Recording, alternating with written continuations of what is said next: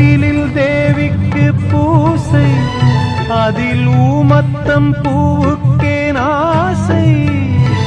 தேவதை நீ என்று கண்டே, உந்தன் கோவிலில் நான் வந்து நின்றேன்.